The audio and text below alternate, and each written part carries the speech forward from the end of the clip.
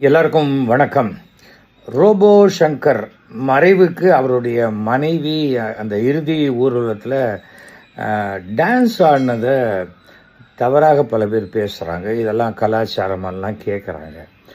ஒருவருடைய இழப்புக்கு அவர்களுக்கு மிக நெருங்கியவர்கள் அந்த இழப்பை எப்படி வெளிப்படுத்தணும்னு சொல்கிறதுக்கு இன்னொருத்தருக்கு உரிமையே கிடையாது. சில பேர் வீட்டில் சத்தம் போட்டு அழுவாங்க, அந்த தெருவுக்கே கேட்கும். சில பேர் வீட்டில் வாயை மாத்திரம் அப்படி பொத்திட்டு அப்படிம்பாங்க.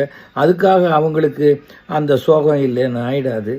ஆனால் அந்த மனைவி தன்னுடைய கணவனுடைய இறுதி பயணம் திரும்பி பார்க்க போகிறதில்ல.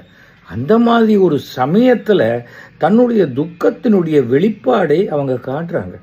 அதை விமர்சிக்கிறதுக்கு யாருக்கும் அருகதையே கிடையாது. அவங்க உங்கள் வீட்டில் டான்ஸ் ஆடல தன் கணவன் மரணத்துக்காக. அதை முதல்ல தெரிஞ்சுக்கங்க.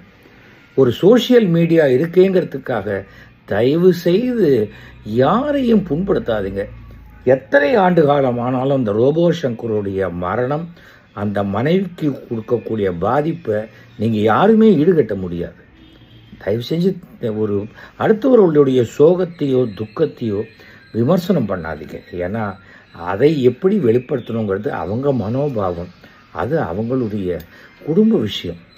தயவு செஞ்சு இது நான் ஒரு ரிக்வெஸ்ட்டாக கேட்டுக்கிறேன். நன்றி, வணக்கம். சின்னத்திரை மற்றும் வெள்ளித்திரை மூலம் பிரபலமான ரோபோ சங்கர் அவர்கள் பல மாதங்களாக மஞ்சக்காமலை நோயால் பாதிக்கப்பட்டு வந்த இவர் சமீபத்தில் மருத்துவமனையில் சிகிச்சை பலனின்றி உயிரிழந்தார். இவருடைய மறைவு ஒட்டுமொத்த தமிழ் திரை உலகிற்கும் பெரும் சோகத்தை ஏற்படுத்தியது.